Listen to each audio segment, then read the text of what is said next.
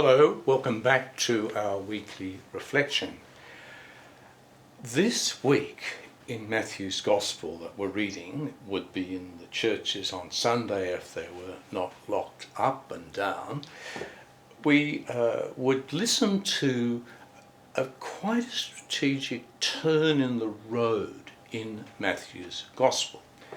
It's because we're going from Matthew presenting Jesus talking to crowds, the 5,000 for example, or the Mount of Beatitudes would suggest crowds listen to Jesus presenting, blessed are those who are pure of heart, they shall see God, those sorts of propositions, proclamations, invitations. That's very crowd-centered. But now the gospel comes up to a turn in the road. It's a dramatic turn. It's rather than sort of a sweep round. What's going on here is that now Matthew wants to, what they say in the world of television and film, pan in on Jesus with his disciples. And so from now on, the journey to Jerusalem is somewhere on the road from Galilee up to Jerusalem. And they've got to a strategic point where Jesus wants to leave the crowd behind, and things are getting pretty tight and urgent. He has to spend time, this is all in the mind of Matthew, he has to spend time with the disciples. So Thomas is going to take up the reading now, just where the turn in the road happens.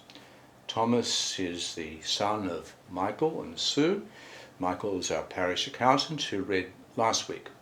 Thomas is in year 11 at University High, taking a year 12 subject. So Tom will read for us now. A reading from the Holy Gospel according to Matthew. Jesus sternly warned his disciples not to tell anyone that he was the Messiah. From that time on, Jesus began to show his disciples that he must go to Jerusalem and undergo great suffering at the hands of the elders and chief priests and scribes, and be killed, and on the third day be raised. And Peter took Jesus aside and began to rebuke him, saying, God forbid it, Lord. This must never happen to you. But he turned and said to Peter, Get behind me, Satan. You are a stumbling block to me, for you are setting your mind not on divine things, but on human things. Then Jesus told his disciples, If any want to become my followers, let them deny themselves and take up their cross and follow me. For those who want to save their life will lose it, and those who lose their life for my sake will find it. For what will it profit them if they gain the whole world but forfeit their life? Or what will they give in return for their life? For the Son of Man is to come with his angels in the glory of his Father, and then he will repay everyone for what has been done. The Gospel of the Lord. So, did you notice that it was all about Jesus with a small group? In Matthew's Gospel, he possibly puts emphasis on Jesus, the rabbinical figure, gathering people at his feet. That's the way that Matthew would tell it. But it's interesting to note historically, it's picked up in Luke, that it wasn't just the 12 that travelled with Jesus and provided food, drink, rest, whatever. There was a whole group of others who were also in the intimate group. They wouldn't be called a crowd, but they were devotees, I presume as committed as the 12, and they moved through what we now call the Holy Land, from Galilee to Jerusalem, with the Lord. They could have been people dramatically affected by the way of Jesus and decided, we're going with him now. They could have been that people were on the road with him for some time. But just keep that in mind, because often we think when there's these intimate conversations that Jesus has with people close to him, that maybe there's no room for people like ourselves. There certainly would have been a wider group that is acknowledged in Luke's Gospel. When you look at the things that Jesus says now, these are really serious, he talks about giving of one's life, of taking up the cross. He talks about losing our life and we gain it, those sorts of things. In a way, when you look at it, it's wise, sage sorts of instructions. But it's more than that. What each of the evangelists is proclaiming is that hopefully we take up these ways of living and loving, but we do it accompanied by the presence of the Lord himself. Now, after resurrection, of course, when we believe Jesus is no longer confined to earthly constraints, we can believe in faith that he goes with us everywhere. Another important aspect of this gospel reading is to get a feel for the turbulence of the time, urgency of the time. Remember, when it's written back in its historical setting, this would be when there's an increased nationalism amongst the Jewish people. They're sick of being occupied by the Romans. They want them out. The Romans in turn are aware of this. Down on the coast at Caesarea Maritime, there's the big squad of centurions and a whole army that can be brought up to Jerusalem to quell the place down when there's tensions, and they certainly would go up every Passover.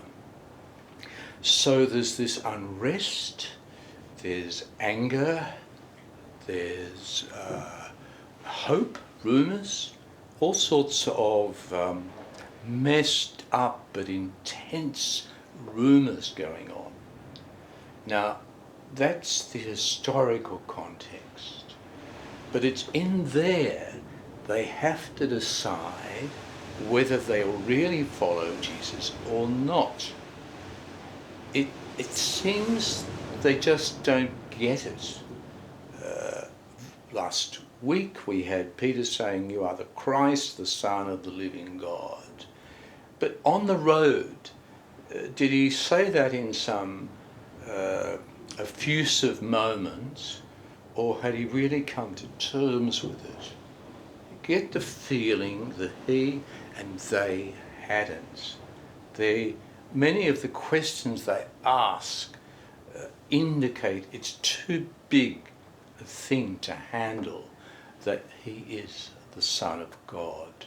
And certainly they went to his trial and to his vicious end with this. They didn't seem to have a sense who he really was. They just couldn't handle it.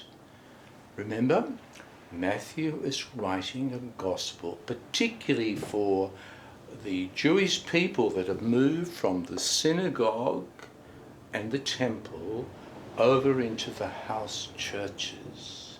So, as we've all said in each of these series, as we've been exploring Matthew's gospel, that Matthew is trying to reassure them we have brought the treasures of the Jewish people with us.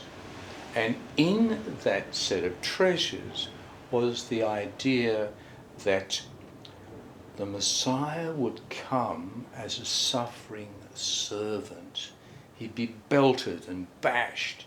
He would be put down. Now they knew that, but they sort of swept it aside and thought more of the other aspect of the Messiah, one that would come with clout, with some military might, and would somehow whip up all the nations to himself. And the whole idea of being part of a broken, searching group that had to give of themselves, often in obscurity, that almost tasted the dirt of the land, in humiliation and alienation. They didn't want to go with that sort of reflection of Isaiah, one of the treasured prophets.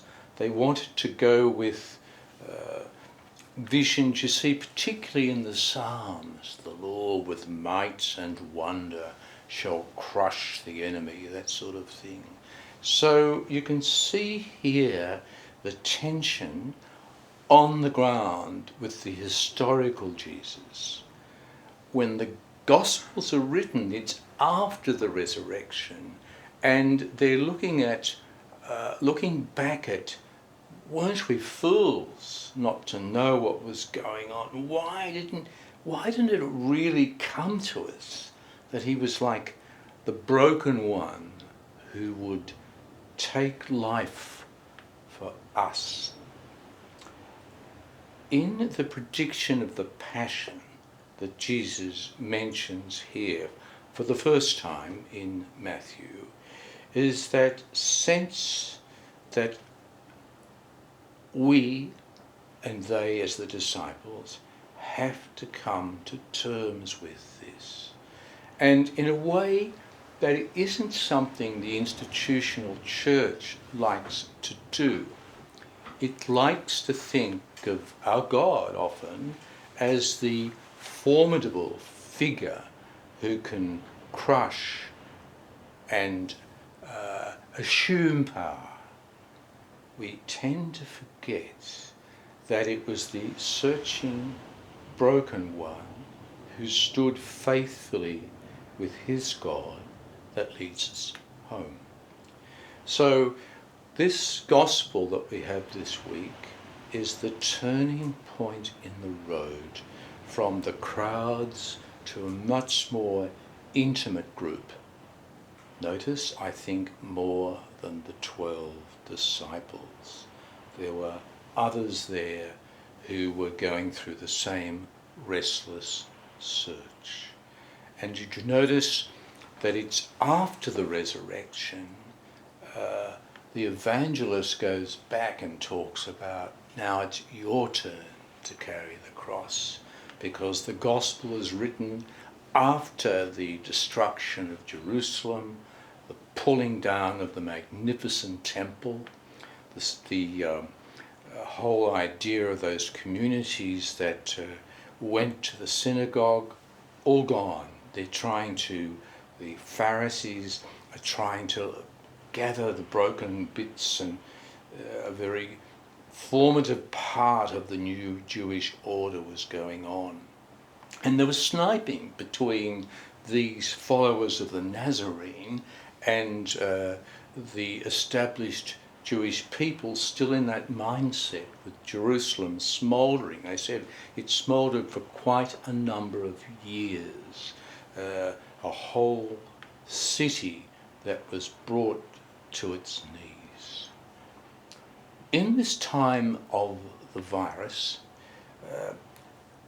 our own world we live in, the atmosphere of our times, in many ways is apocalyptic, because we're not quite sure how we will overcome this virus. Stage whatever we're at, doesn't look like it is or isn't sufficient to bring health and hope back to the community. So there's a sense that we have to trust, we have to wait, and we can't ignore the opposition of all sorts of voices that's saying, this is not easy to break. Will we ever get back to normal? Will there be a new normal? And that sort of experience we're going through now is very much with certainly a different issue, namely the emergence of the small faith communities in Jerusalem and gradually up through out through Judea and up to Galilee would take time. But the whole issue of life is not settled at this time. How do we find the straight path? It's very similar to our story in a contemporary setting of having to deal with a pestilence, COVID-19. So this morning, take all that intimacy from the crowd now to the Lord, speaking to those on the ground with him, trying to get them to see that there's going to be no prestige, no power, no reflected glory by being his follower. We will often look foolish, we'll often be emptied out because we're giving, because just not as wise people, as loving people, but because we are his followers. Paul says it's the life in Christ. And there's some of the perspectives that may help us at this time when we're anxious, worried. Just this very day, I've had the funeral of an old man who died of the virus. Yesterday, I anointed 3 people, dressed up looking like a man from outer space in the equipment that hopefully protects you. But so there is that sense of urgency too in our time, and yet there's a peace that you will notice that gradually emerges in the Gospels that is for us. Goodbye, see you next week.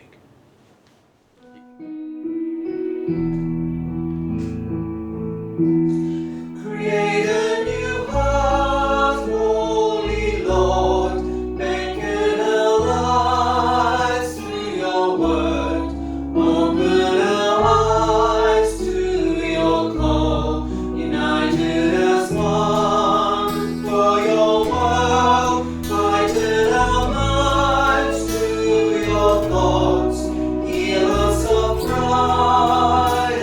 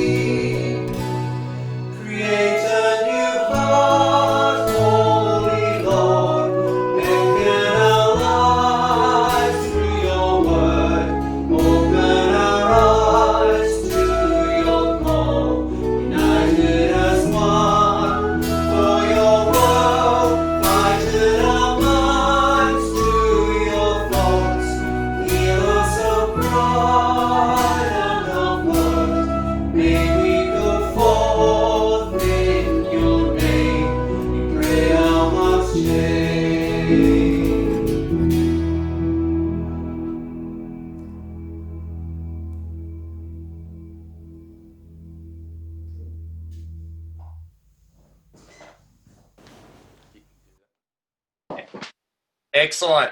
Okay. All right. Hey, Tom, what are you doing? Do you study? Yeah, I'm in year 11 at the moment, but I'm doing year 12 subjects. So I'm doing year 12 biology early.